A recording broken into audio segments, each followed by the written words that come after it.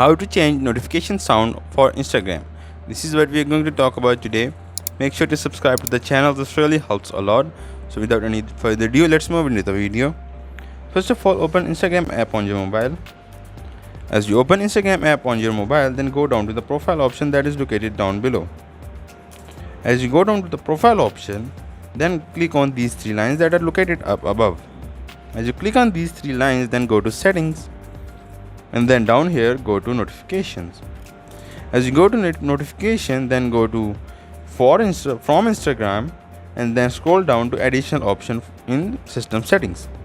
As you click on that, now you will have options of direct, which is for direct messages, then for Instagrams, likes, mention in bio, and these kinds of thing, and then IGTV. Now click on any of the sound that you want to change. Let's say I am changing Instagram direct video chat notification. I want to change that, so I am going to click on that.